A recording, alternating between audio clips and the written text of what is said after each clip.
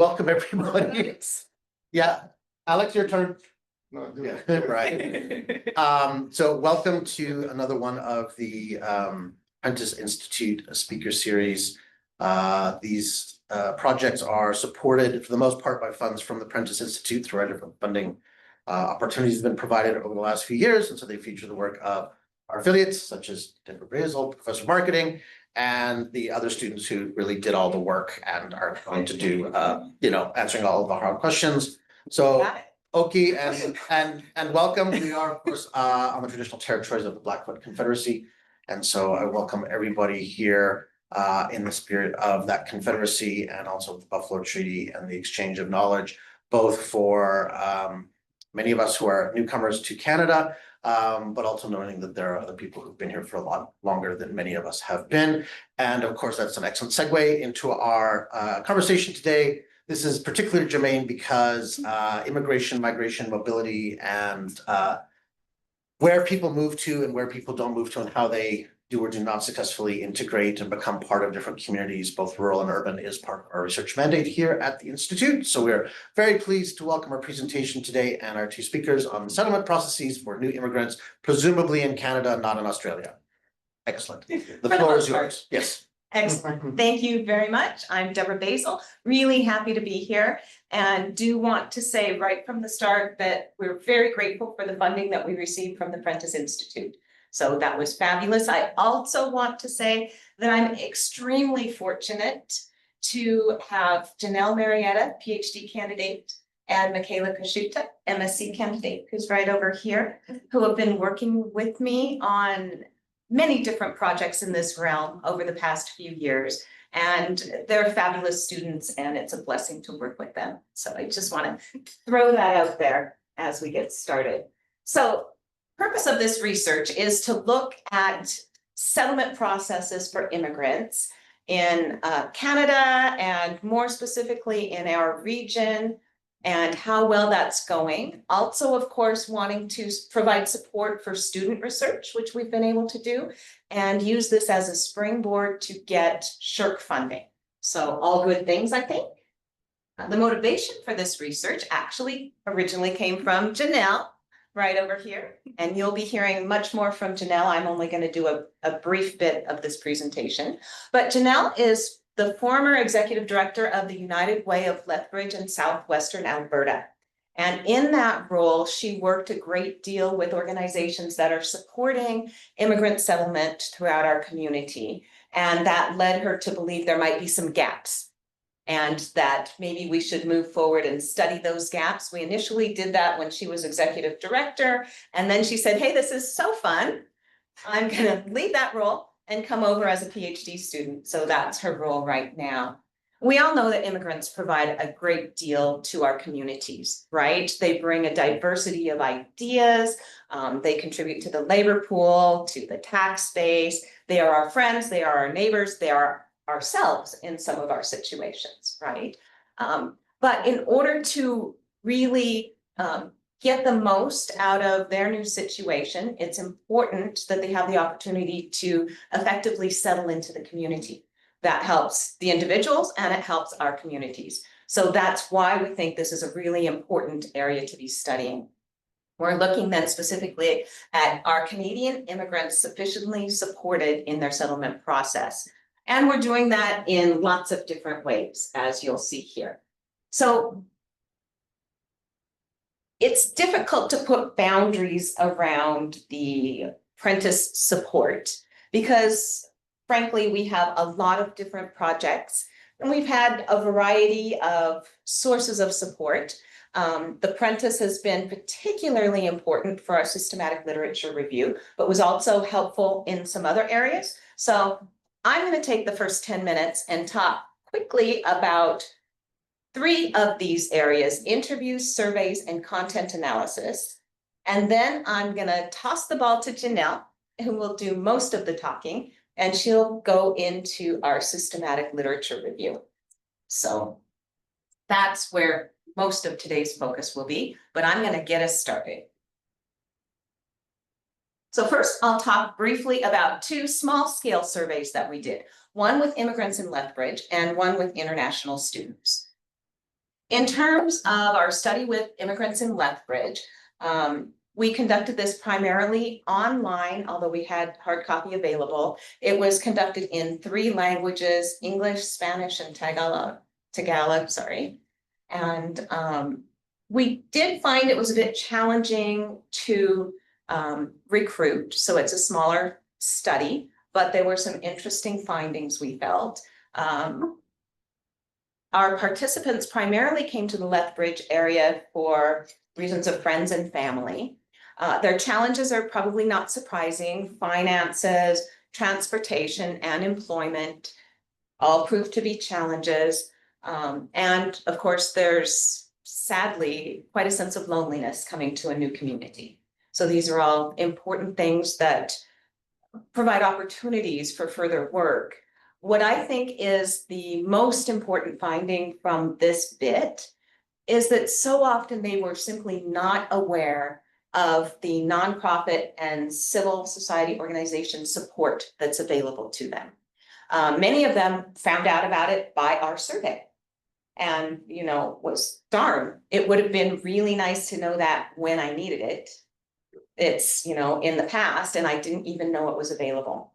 So even though this was a small survey, I think that's a big notice for us. This is an area where further work is really needed. Now, building on that, in doing the survey, I said it was a little bit difficult to recruit. The people who it was, because folks didn't always feel comfortable talking about these things with strangers, didn't know if that was acceptable. The ones who were comfortable talking with us were students. And so that led us to say, let's work on that. Let's go ahead and do another survey with international students because many of them are intending to stay in the country as immigrants.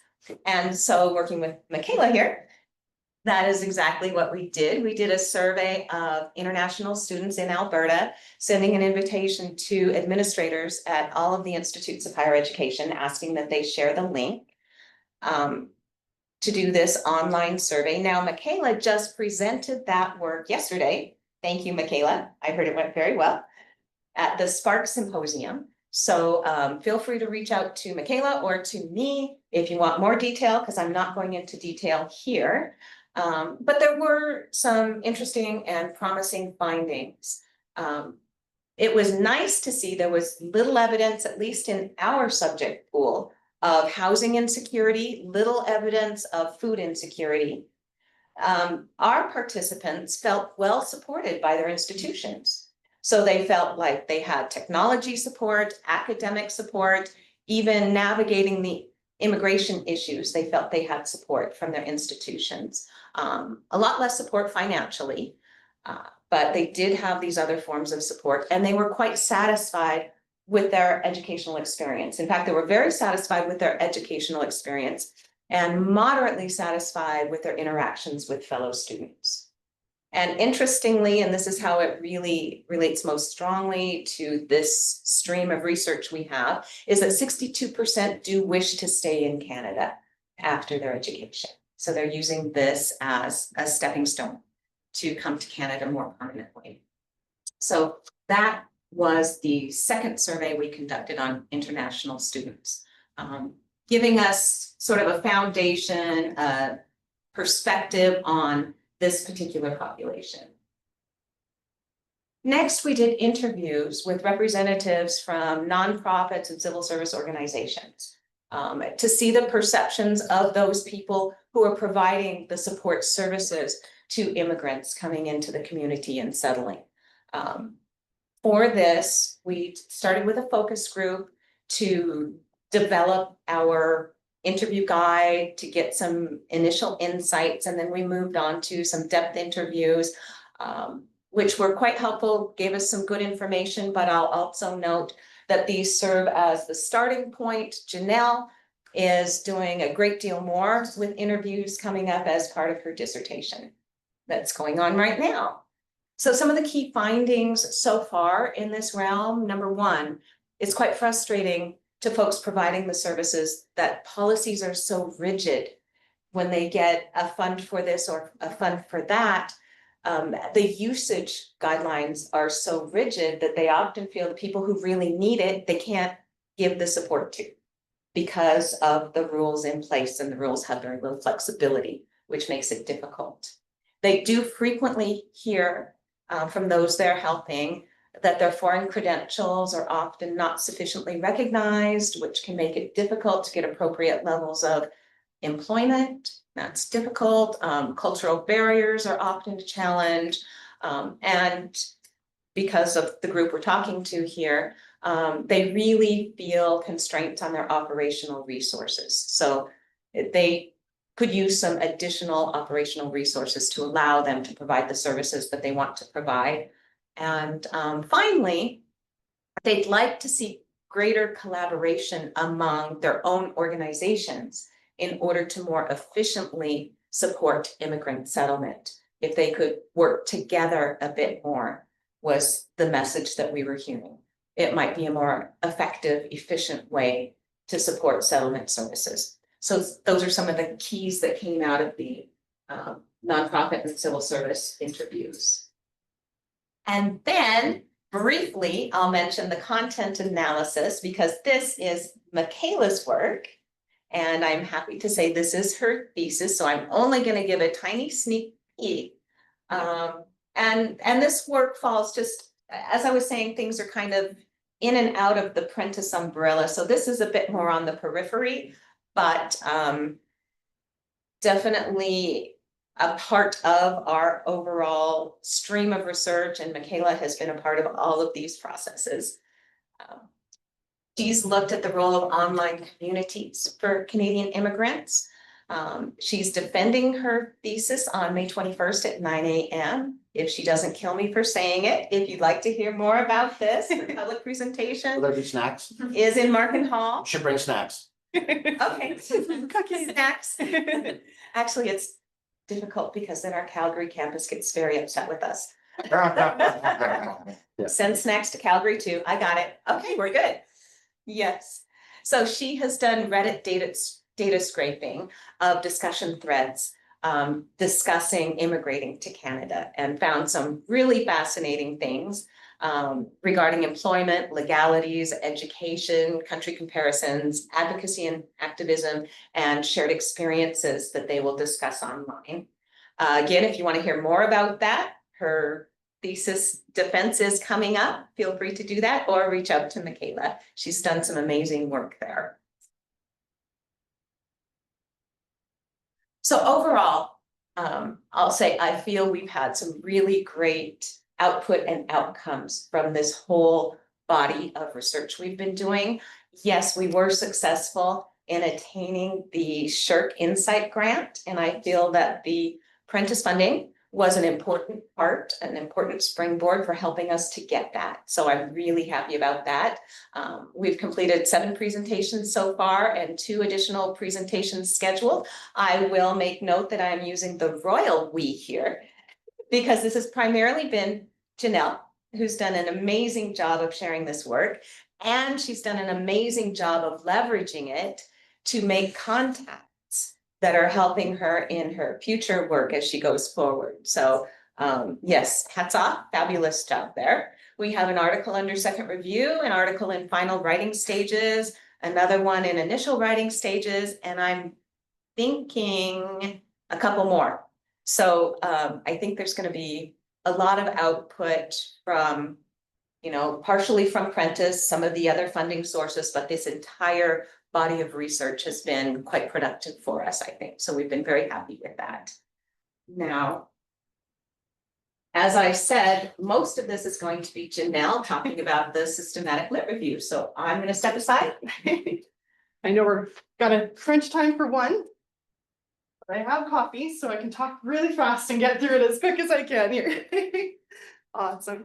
So I will bring up, as Deborah had mentioned, we are focusing primarily on the systematic literature review, which was the big bulk of what the Prentice Institute helped fund and helped us kind of move forward. So in the interest of time today, though, and recognizing that you can tell I'm already a hand talker, in the interest of time today, I will be kind of presenting some of the bibliometric analysis as well as systematic literature review analysis kind of together here, although they will likely become separate pieces. So Deborah did a really great job of expressing the why. I just want to go a little bit further into some of the thought process around our systematic literature review, really some of those big burning questions that were coming up. We know that we have an aging population in Canada. We know that immigration is an incredibly important conversation for this country as we're growing our communities. As my role as an executive director of the United Way, we were seeing a great deal of challenges in terms of our organizations connecting with newcomers and actually making meaningful connections, particularly around the newcomers that were settling here outside of refugee and asylum seeking status, right? So certainly those coming from family visas, from work visas, those types of things, they're not getting connected to community in the ways that other streams might be. And that becomes really concerning, right? Because we don't want people to fall through the cracks. So again, looking at those challenges, recognizing that that becomes a really big barrier for the nonprofit and civil society organizations as well, in terms of actually connecting to those populations. The other big issue is that onward migration piece, and our focus here in the research is very much on small and mid-sized communities across Canada, was really where we were looking for the systematic literature review. That's going to apply directly to my research that's going to come after the systematic literature review, focusing on settlement in Lethbridge and area. But for the interest of this systematic literature review, we were looking at communities that were small to mid-size across the country. Okay, so particularly onward migration becomes a big challenge for those small to mid-sized communities because it's really difficult for us to attract and retain. The retaining piece is the key here. Newcomers to those communities. So there's lots of evidence to suggest that people who come to Canada, even if their first point of contact is to a small community, very likely that they're going to try to move onward to a larger center. So a lot of our newcomers, over half of those immigrating to Canada between 2016 to 2021, ended up settling in the three major centers, so Toronto, Montreal, and Vancouver. That's hugely problematic for us in Lethbridge. We want people to stay in our communities. We want people to appreciate the smaller centers. And so this becomes kind of the primary focus for us in terms of learning what we can do to actually retain newcomers into our community. So we did the systematic literature review. The main focus here was examining Canadian literature. So we looked at all literature in the Canadian context that was looking at any kind of program settlement or settlement programming, rather settlement services offered to newcomers in Canada, anywhere across the country within a small to mid-sized community. So that was the big focus, is looking at any of the literature in that context. You can kind of see here, this was a really important quote. Moving to Canada was harder than I thought. I'm not sure I'd do it again. In the end, we have found financial stability and made our home in Canada. So this is a story of moving forward from disappointment to hope, deception to knowledge, failure to success, and nervousness to confidence. But if I could go back in time, I would think twice before immigrating. It's harder than we thought, right? And so that becomes a really important guide for us in terms of how do we make the process better, and how do we build better communities and better outcomes for people coming to our community. Before I jump into the way that we pulled all of those articles, and I'll get into a whole bunch of those details and the technicalities, I wanted to frame this from the approach that we are going to be taking for our future research. So this systematic literature review, we wanted to take a transdisciplinary approach and prioritize transdisciplinary research. We were talking a little bit about this before we got into the presentation, but the importance of collaboration in research, the importance of connecting to community. I think it's really important to recognize that it's going to take community, particularly in the context of us looking at the challenges of connecting newcomers to nonprofits and community groups. That becomes really important for us as research to understand that kind of bigger picture across the community. So transdisciplinary research, if you're not, I'll start using these terms, but essentially transdisciplinary research by definition is any research that can involve the community at large. So anyone involved in the research itself, the actual design of the research and the collaboration on that research team that comes outside of the academic world. So we're looking at community involved research. We're looking at community engaged in that participation, particularly around authorship. And I'll get into a whole bunch of detail about that in a minute. But essentially, looking here through that lens, we want to be able to identify the barriers to transdisciplinary research in the context of immigration settlement. We know that immigration settlement is not only a global challenge, but it also is one of those challenges that spans across many disciplines, right? So we can see when we pull a systematic literature review, we're going to find articles that span across many, many disciplines. It's certainly not going to be siloed into one area. So it's really important for us to recognize that as researchers in this field, that we have to work together collaboratively across those disciplines. And that's why transdisciplinary approach becomes so critical to this conversation. But I think I've probably gone into enough detail with that piece. Okay. So for the systematic literature review, if you've ever been through, and I'm sure you have, it's a big journey, right? It's a big process. So it took a large team, and we certainly put a lot of effort into gathering the articles in which we were actually analyzing. Starting off with the keyword search, we went through the process of determining what our parameters were for finding literature in the Canadian context. Again, going down to the small to mid-sized community level. We looked at all journal articles published between 2012 to March of 2023. And so we had that span of time in which any research that was being published regarding immigration-related settlement in that process. It needed to be in a peer-reviewed journal. The study needed to include data from communities in Canada with a population under 999,000, okay? The one major limitation for our team was that the publications did need to be available in English. There were many research articles that were published originally in French, but then translated to English, so those were able to be included. But if there was no translation, our team didn't have the capacity to actually go through that process. So just recognizing that as well, although it was a pretty minor amount. And then the other piece, of course, is that the study needed to focus on settlement from either the immigrant perspective or from the service provider perspective. So it could have been either or, okay? Some exclusion criteria, again, I just kind of spoke of this, is the needed to be published in English. Of course, obviously the cutoff date being 2012, anything prior to that we did not include.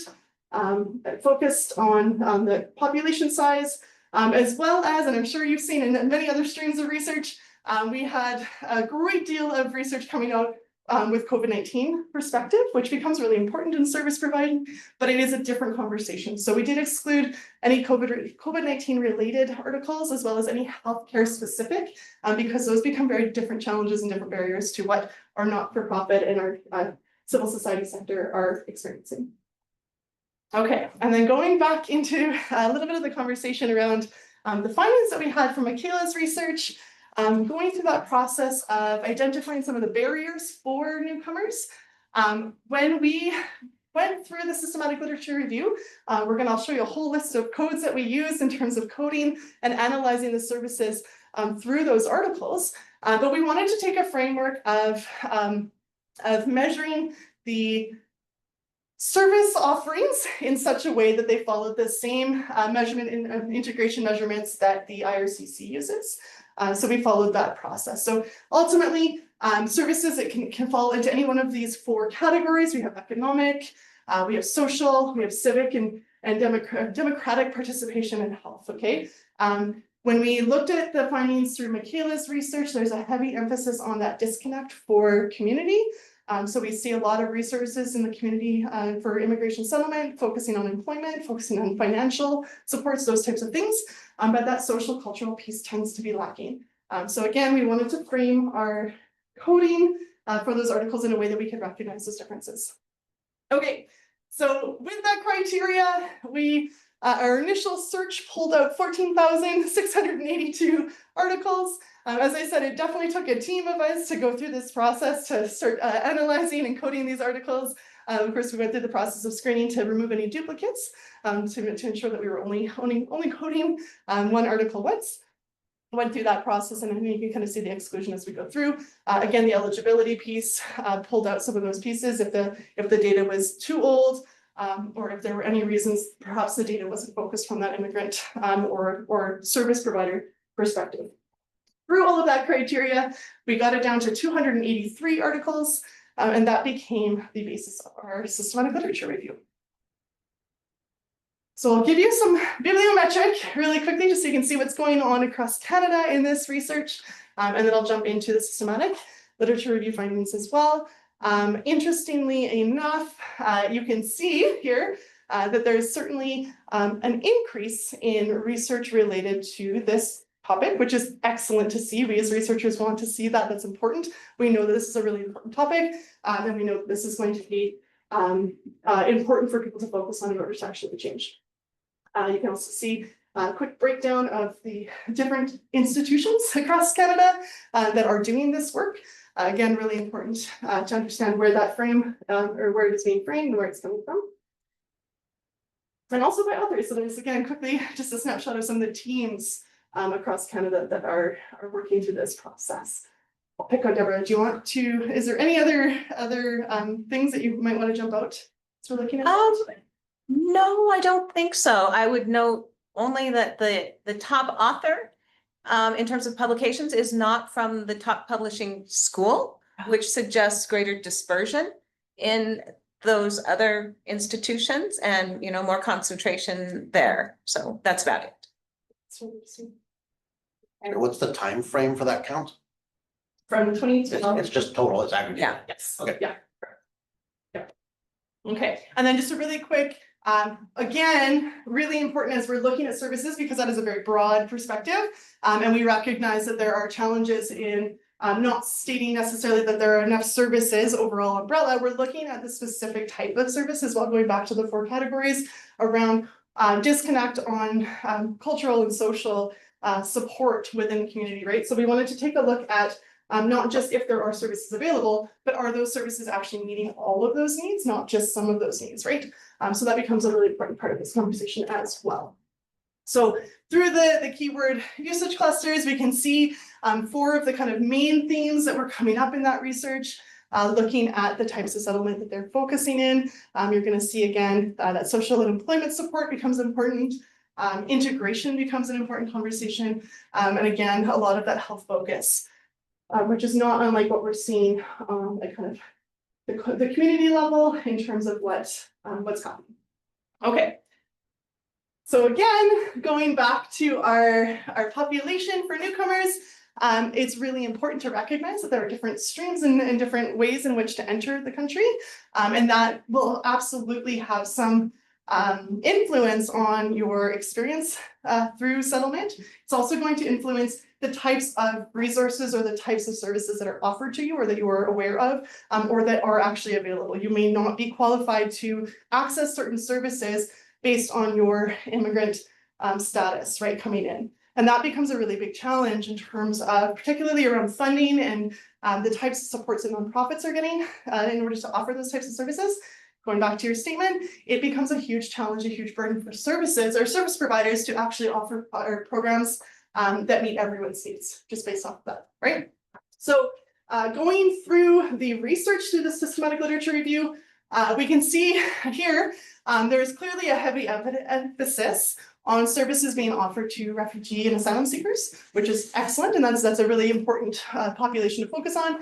But again, it kind of follows with our concern that we're not actually meeting the needs of all of those other categories, right? So that becomes quite challenging. So again, our skilled workers, temporary visas, all of these things become less likely to have been connected into some kind of settlement support offering during those years of settlement. The other issue here, and certainly I think the biggest one, is the no status becomes extremely concerning. And we know there's lots of reasons why that's happening and lots of reasons why those not only the services are not getting access to funding, but that it's also a huge challenge or barrier for people to ask for support because there's a lot of risk there. So we recognize that. The other issue here is age and demographic. So again, really heavy emphasis on settlement services are focusing on that 18 plus and that working age range, but it's certainly not capturing the same level of supports for those under the age of 17 or 17 and under rather, and those senior populations as well, right? So again, those are 2 populations that are not necessarily getting access to or getting supported in ways that we might see in other categories. So the way that we went through this, we pulled all 283 of those articles And we started to look at what the data was showing us each of them. Okay, so for all 283, we went through and actually coded for what kind of settlement supports are being offered in the program that they were analyzing or talking about in that article. We looked at the status of the newcomers that they were focused on in those services, as well as different demographics like age, gender, those types of things, and kind of brought it all out here. So as we coded through, and thank you, Michaela, for your support on some of that. We had a big team that worked through that process to do this. We'll get into the intercoding reliability and all of that fun stuff in a minute, but certainly going through this process. So once we went through, we coded for both the individual level. So any services that were, any articles or any publications that were focused from the immigrant perspective, and any barriers that they had particularly identified were coded. And then we did it again for the, I'm going to go here and then we'll go back. We did it again for the organizational level. And looking from the perspective of a not-for-profit or a community or a civil society sector organization, and the challenges that they are identifying as problematic for that. So we had it from both perspectives, from both the immigrant perspective and the service provider perspective, in terms of what barriers they are noticing and some of the challenges that we get to. So we'll start at the beginning with the individual level. Of course, came up. It's a big, ugly chart, but you can see some of the important pieces here. Employment became important pretty well across the board. For all categories, which is understandable, right? We need to meet our basic needs first and foremost. Obviously, status became a really big challenge for temporary foreign workers or going through that process. And then the other piece became really important at the individual level is that cultural piece, which we recognize as a challenge in terms of the match between the individual's needs as well as the ability for service providers to actually offer those kinds of supports. At the organizational level, interestingly enough, the only category that became challenging in the oversubscribed, and that tends to be where most people think is probably going to be one of the biggest pressure points, but it only became challenging in that refugee asylum. Understandably, that becomes generally the channel or the heavy focus particularly from government funding to support that population. But again, from a broader perspective of other streams coming into Canada, that tends to not be as heavily utilized or accessed. The other piece, very interestingly, was communication between organizations. You'll notice that becomes heavy emphasis in the no status process. So again, not surprising, we know this is a challenge. And again, from the ground level, you know that a lot of organizations want to support people, often will not, in their policies will not ask for status, which becomes really important in terms of creating safe spaces for people to get support that they need. But that does create barriers or boundaries for organizations to collaborate then, because then there becomes this challenge of risking someone's safety. So again, these are all not surprising, but important to see and important to recognize from organizational and individual perspectives. Going back to the transdisciplinary conversation. So again, looking at this from the framework that it's incredibly important for this particular stream of research to work collaboratively, not just with other academics in different areas, but also with community to understand the needs of community. We recognize the importance of transdisciplinary research and wanted to analyze the research in the last 10 years, so that 2012 to 2023. We wanted to take a look at how many were actually utilizing transdisciplinary approach in the research they were doing. So during our article analysis, we also went one step further and analyzed whether or not these particular publications were including transdisciplinary approach and which were not. And so going through this, one of the main indicators for our team in terms of determining whether or not it was transdisciplinary was looking at authorship. So we actually looked at our authorship for each of the articles and determined whether or not any of those authors came from community and non-academic institutions or supports, right? Many of them you could see, I should have brought some examples up on here actually, now that I think about it, but many of them we would see from nonprofits, right? So anyone in a role as a staff member, Calgary Immigration Services had many that they would collaborate with academics in. We saw lots of food banks doing a lot of that work as well in terms of people working in the industry, supporting this type of research, but not coming from it from the academic perspective, coming from it from the service provider perspective.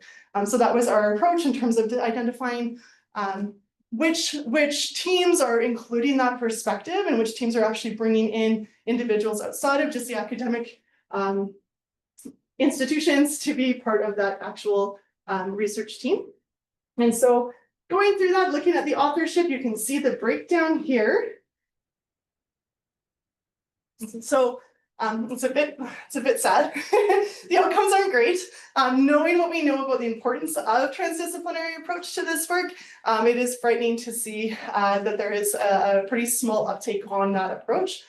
So that becomes something that I think we're all going to be continuing into the work that we do following this work or following this research to really promote that need for a transdisciplinary perspective when it comes to research, particularly in immigration.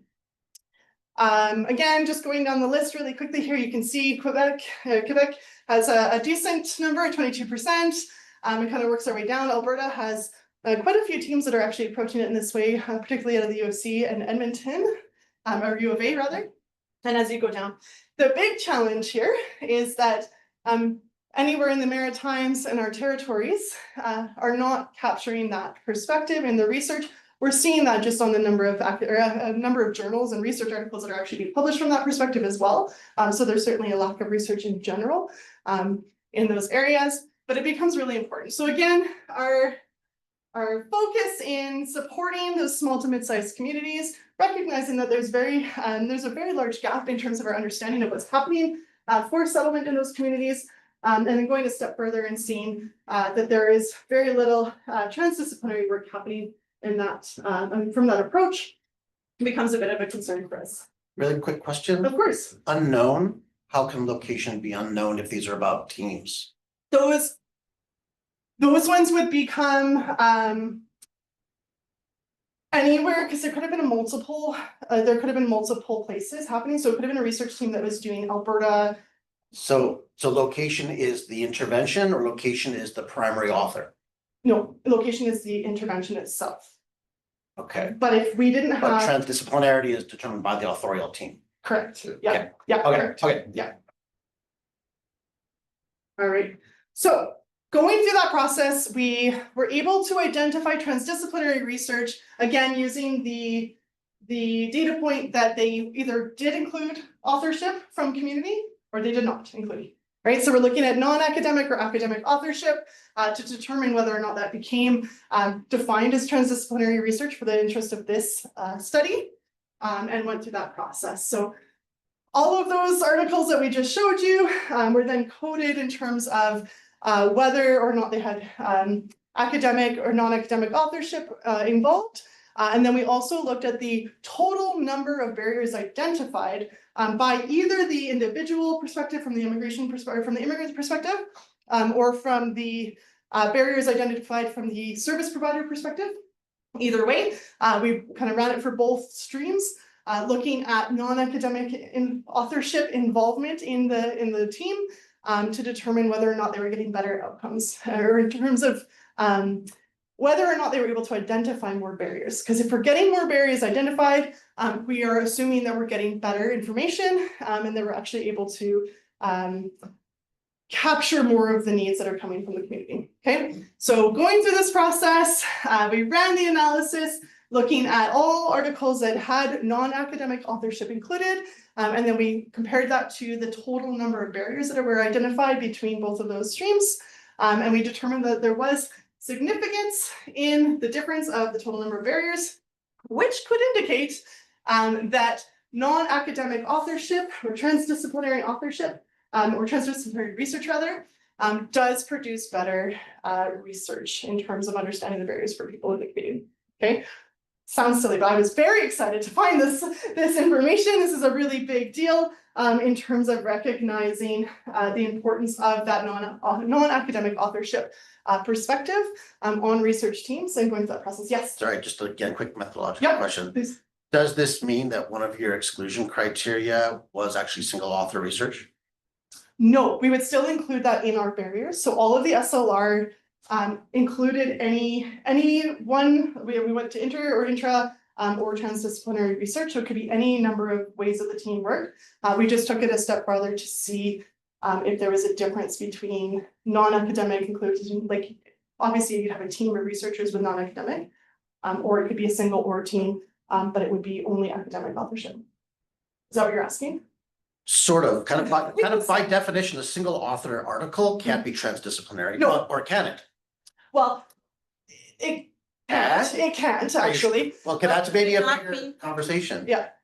Quick question, could it not be, like, what if it was just published by a single author who was a community Right. person, then Still, would that be? I would still argue no, and that actually didn't happen either. So that was a non-issue in this, but I would argue no in the terms of transdisciplinary needs to involve multiple perspective, and so I would say arguably that's not how transdisciplinary Do tends you to have a be. mathematical threshold for that? Yeah, well, yeah, good point. We didn't have it come up. It didn't actually come up in the process. We never had any articles that didn't include academic authorship. Well, that makes sense because community members tend to not publish peer-reviewed work for the most part. Yeah. But anyway, there may be a methodological question around weighting in terms of leaving aside what qualifies as transdisciplinary or unidisciplinary, Mhm. but also then just how that may skew these results a little bit. So Okay. just Yeah. curious. Thank No, you. that's a- Yeah, so we might want to run it again, Yeah. and look at the effect of single author, like first off, even how many single author papers are there? Because I think there's, We had maybe two, but they were definitely academic. oh, okay, Yeah. so they're virtually non-existent single author papers anyway. In this realm, which is typical for Okay, for this stream of research. for settlement services? Settlement. Yeah. What we have in our data set, yeah. Yeah, well, that's two different things, right? Mhm. Mhm. So if there may be a selection bias in the results, like that may Could- also be weighting. We can never say there's not, yeah. That's just it. So That's a anyway, really- just that's a really good point. Keep going, I'm just curious, like these are good things to Yeah. consider. Yeah, Well, it's a- yeah, no, it is a good thing to consider. And it would have come up when we realized that. Measuring transdisciplinarity, bon chance. Like, people get very fussy. Yeah, no, absolutely. It is a hot topic right now. That's a good point, though. But I can say with certainty that we did not actually have any only community perspective papers published in that realm, which is interesting. And I would hope that we will start to see that. That is an excellent. Neat. Okay, so going into, I know I'm looking at the time, going into that, so from the barriers that we were able to identify through the research, through the work that we were able to do through the transdisciplinary approach in terms of looking at the importance or the value of having non-academic perspective on research teams when doing this type of work. Couple of recommendations coming out here. Particularly around needing more transdisciplinary research teams, focusing in the small to mid-sized communities. There's kind of two factors there in the fact that we need that type of research, but we also need more research generally in our small to mid-sized communities across Canada. Specifically, as you could see from the numbers, Maritimes and the territories are significantly lacking from that perspective when we're looking at analyzing that work. The other piece here, and it follows nicely with what Michaela was able to do through these surveys as well, is the challenge in needing more research specific to our underserved populations, particularly around the seniors youth perspective, and those two populations not generally getting as much support for services that are tailored to their needs specifically, as well as that rural and no status perspective again, recognizing that the differences in someone's journey through settlement into Canada is going to look vastly different based on those factors and based on the status they're coming into Canada with. So we want to find more tailored supports from that multi-diverse perspective for different immigrant settlement experiences. And then we also want to recognize the importance of more emphasis on sociocultural, political, and health integration through those services as well. So again, kind of going through that process. See if I feel like there's some last questions, so let's bring it there, and then we can open it up for some discussion. Great, thank you. Yay. Positive, affirmative response first. Now, really hard question. Go. I'm gonna cry, yeah. You said it, Donnie. So, Please. thank you. Next presentation, at the beginning about this survey sample, Yeah, you very simple. repeated 75, if I do remember well. 77. Yeah, so yeah, the initial community survey 75, yeah. was really hard for us to recruit. Yeah, Okay, how do you recruit them? Randomly or you? there's so many ways, and I will say, because this, how I said these things fall more or less under the apprentice umbrella, and this was more work that had started prior to. Okay. And the prior to means during COVID. And so it became that much more difficult to recruit. There were so many ways of attempting to recruit. Can you recall some of the, like going to community events and events that have international folks there, going to, where was services, immigration services? Yeah. And trying to sit there and get people to do, trying to use word of mouth and snowballing. Social media, A lot of effort, little results. Yeah. Is there other things you can think of? A lot of the social media as well, there's lots of group through that process, right? So we have like the Latino Cafe has a big Latino community that is accessible that way. It was shared in a few different areas, yeah. It was surprisingly difficult, given we tried a lot of different venues, put a lot of effort into that, and that's when we kind of gave up and said, let's do students, because this is not working.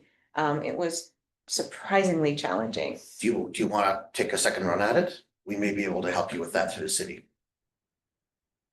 Let us think about it. Yeah, that's interesting. No, this That is 50 Okay. of Lethbridge. Yeah. Okay, nice. Yeah. And I also do believe that the timing was a big part of Yeah. it. During COVID, nothing was happening and it was just frustrating.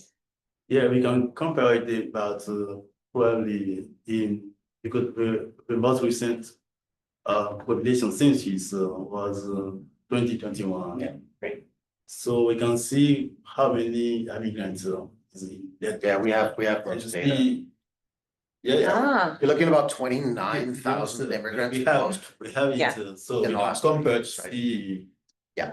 To what extent it's representative or not. Yeah. yeah, And your core population are Pinoy and then actually Nepalese in terms of distribution, right? So again, you can't capture everybody with every language. Yeah. yeah. Yeah, yeah, that was a very frustrating, difficult Yeah, experience. Follow up on just clarification, that same slide.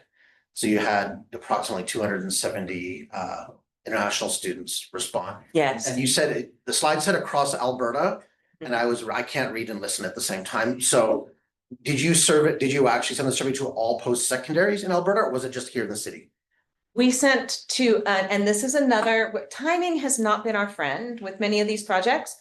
So that also, the invitation went to all post-secondaries in Alberta. Okay, that's what I thought I heard again. Unfortunately, we finished this and began the launch right when the Canadian government sent out this announcement that, okay, we're pulling back on student visas. We're really concerned about this situation. And we heard directly from institutions saying, yeah, we're not comfortable sharing this with our students at this time. This isn't great timing. We felt we needed to proceed with the survey, so we did, but it absolutely hindered our participation rates. So the graduate retention survey that was done here in Southern Alberta got over 2,000 respondents, including international students.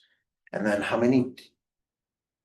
700. 700. So there are some complementary local Mhm. data sets, just as things Yeah, play out. Yeah, because that's yeah, those are a low just number. teeny Yeah. tiny initial looks at things. even so, we were hoping for something much better and our timing was really bad. Yeah.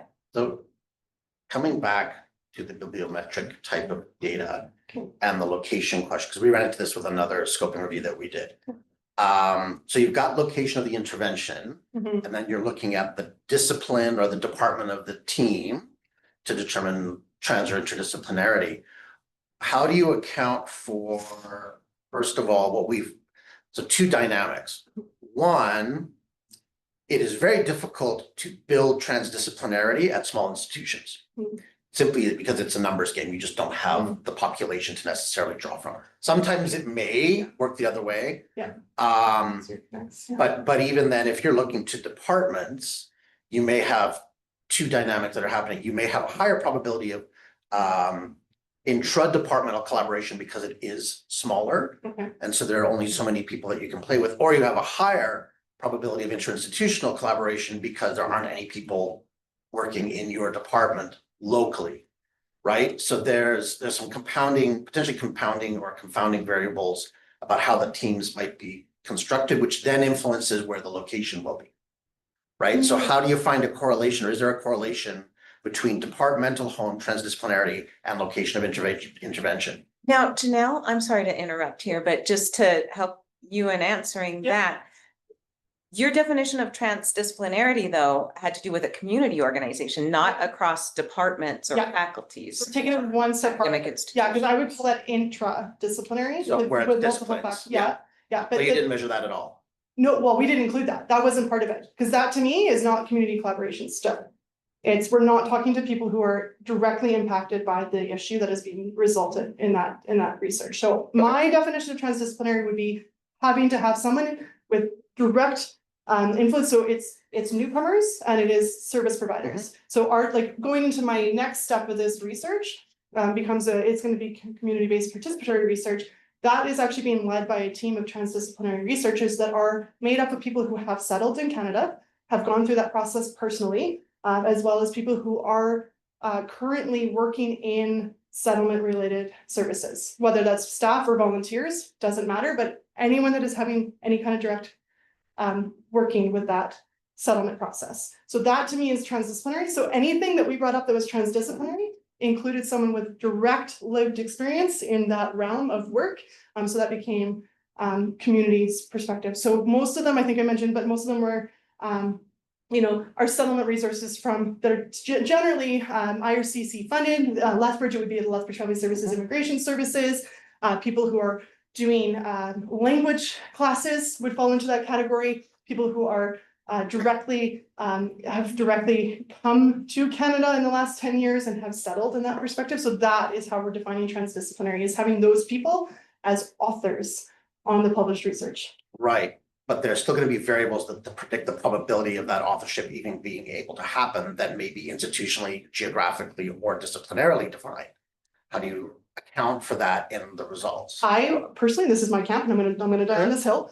I don't think we can do research without having that perspective. I don't think that we can do a good job of addressing community needs without the community identifying what that need is. So that's, I think, the value of I don't disagree with that at all. That's not my question. Okay. Right? The question is, given your results, like Mhm. so you're saying, so transdisciplinary authorship Yeah. identifies more boundaries, right? More barriers. More yeah. barriers. Yeah, yeah. Okay, but then you need to think, so methodologically, what are the variables that may help explain that beyond the experiential and the perspective, right?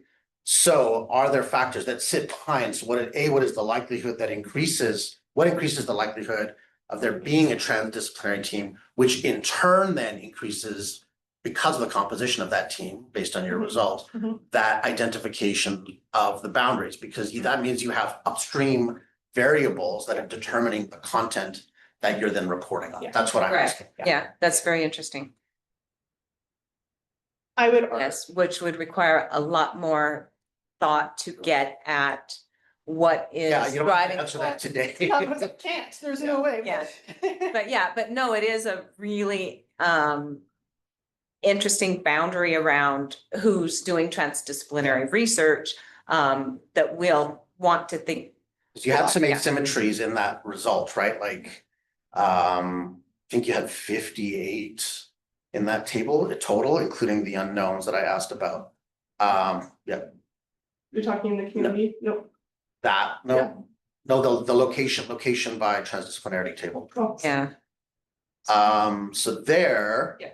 Right, so you've got, and Alberta and Saskatchewan are outliers from a percentage standpoint, given the population and the number of institutions in the provinces. So how then do you account for that homogeneity I see what you're saying. between, because Quebec and Ontario are 3 times our size? Okay, no, I see what you're saying. I see what you're saying. I actually factored for that when I did this. This is based on the number of Alberta. So every one of these is 22% of the Quebec research, so not all of the total. It was actually based off of the number based on how many were within that province or territory. So it's not factored for Canada-wide numbers, it's factored for their particular region numbers. So 22% of Quebec's research is transdisciplinary, or 13%. So that's 5 out of 20. Right. Right, so you should maybe just consider including the raw numbers in the table and clarifying that, because that's not immediately That's not obvious, yeah. apparent. Yeah. However, then Alberta is even more in a way of an outlier. So it's 8 times, so it's 8 out of 40. Yeah. So Alberta has more transdisciplinary type work, despite the fact that we only have 4 KRUs, as opposed to Quebec and Ontario. Ontario has like 23. Right. Right, so there are like almost like institutional demography questions behind this, right? Because the natural question is, why are things like this, right? What are I would not necessarily look at Alberta, having worked here in all kinds of different contexts for 50, and go, we are the home of transdisciplinary immigration and settlement services research in Canada. That wouldn't be my, and maybe we are, maybe we aren't. That's kind of what your numbers are suggesting. Yeah. So then the question becomes why, how, and who, right? Who is really interesting because it suggests to me that there are some researchers and that's how they do their research. And so that's going to, because we're not talking about large numbers here. So if you have a few researchers at U of A and U of C and that's how they do their research, that None at the U of L?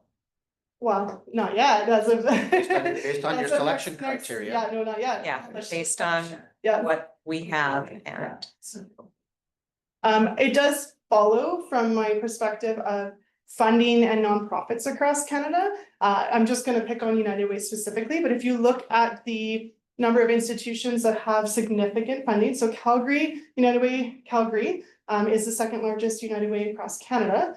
So that does parallel nicely, and we've got 2 of them. We've got 2 rather large United Ways in Alberta. Those are funding, that becomes both institutions. That's one of the largest institutions that do research, as well as service providing, right?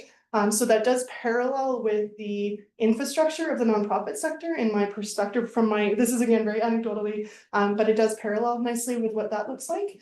So it's not impossible that Canada or Alberta is actually, and indeed, leading in that realm. The other thing, just having looked at the migration data from StatsCan, is to consider, like, so we know, as you pointed out, BC, Vancouver, Toronto, Montreal, so that's 50%. Yeah. So that may also factor into that if you have essentially a population at your doorstep in those large urban areas. But then where's the other 50%, which we know is also tends to be urban centric, but has some small community dynamics, and how that may play into this? Like, so how does the demography of migration, as well as the demography of the research and collaborative landscape play out? Because it then, where I started with this is in our other scoping review years ago, a lot of the teams were doing work in places where they were not. So there's a gap, because it's often facilitated by, I have a personal connection because I used to live in Vancouver, but now I'm in Saskatoon. Right? So we start to see sort of a moving landscape of the literature and the studies, which then again sort of compounds the question of who does this, or who is more likely to do it, which is a very legitimate research question. Yeah. Right, from a transdisciplinarity standpoint. Yeah. You may gender of authorship or gender of collaborators, right? Yeah, so, and we didn't actually create that data. It would be very interesting to go through that. Yeah, We're right. I mean, I think interesting. Yeah, exactly. Yeah, interesting things to look at. And of course, in the database, it's only the smaller communities, right? So we don't have any of the large Well, metropolitan. and again, you know, having been a rural Canadian researcher for decades, making a threshold of just under 1 million will upset a lot of rural sociologists. Yeah. Two different. Right? Yeah, Have to be careful the words that we use. yeah. Be calling it rural, Yeah. but small, I think we've been saying small to mid-sized communities. So our IRCC and SHIRT funding in similar work put our cutoff, depending on the project, 150,000. Okay, for rural, No, for small. for small, yeah. Yeah. So yeah. Lethbridge is the Yeah. third largest city in the province, but would still be considered in that Small, bottom yeah. 2/3 for smalls, Yeah. right? So, yeah, again, it's both semantics, but a methodology where you draw those cutoffs. You know, it may be relatively easy, given this group of, 58 or so, Mhm. say, you know what, they actually really emphasize, yes, it's the 3 big urbans, but also here are five other cities or populations. So it turns out, because Halifax might or might not fit that at that time, Right. right? Yeah. Depending on how you count Dartmouth, Mhm. Saskatoon wouldn't, right? But you get into spaces of the metro versus urban versus ex-urban versus rural. Yeah. And even to say, you know what, out of this, there's actually nothing looking at a community of less than 50,000 is a meaningful result. That's interesting, yeah. Right? And That is a actually, meaningful gap. Probably true, yeah. Yes, but prove it. Well, we can actually, because we did data. Yeah, so So there's so many more things now to look at in the data set, which is great. That's really interesting stuff, interesting points for us to look at. Yeah. Yeah. Okay. Sorry. Yeah. No, I No. was hoping they would get a little into the survey results. Oh, Yeah. yeah. Which one? The student or the general population? Oh, Oh, okay. What more, like, honestly, we thought those were kind of peripheral pieces. We didn't intend to focus a whole lot there because they were little. But do you have any specific questions? so because when I got, when we reported that people were disappointed initially, Mhm. I was sort of trying to see if they seem to have some expectations that were not met upon arrival. Oh, okay, And okay. I mean, how those things can be. yeah, I was honestly surprised. Are you talking about for the students or for immigrants? Immigrants. Oh, immigrants. Yeah, My next research is going to be going into interviews in those questions, so, but specific to Lethbridge, right? But from the, but if you send me an email, I'll send you a bit more information on that. And I don't want to talk off the cuff right now because I'm afraid I'm gonna misremember what the results were, which I don't want to do because I hadn't intended to present that part here. But send me an email and I'm happy to send you, because, absolutely, there was a lot more in the survey. Disappointed that the numbers were so small, but, we have some information and I'm happy to share it. I have a suspicion, given some of the conversations we've had with the city over the last few years regarding like EDI and immigration and retention and particularly youth retention, but retention more broadly. Yeah. There would be interest in and the student stuff, right? yeah, But interest in, there's a real kind of movement within the city right now to figure out how can we actually get people to stay, right? Perry stuff. Yeah. Process. And just finding a way to build this out because the city has other connections back into these communities that can be approached maybe a little bit differently, especially if the instrument's already available on Qualtrics, for example, Mhm. right? Yeah. Just a second round of rollout. Which it is, yeah. Yeah, last question. Mine was something related, about the Great. value of, looking into the non-peer-reviewed literature, because especially for research that is community generated, that is not going to be the preferred avenue of Yeah, so many dissemination. barriers. That's for us. Yeah. Right.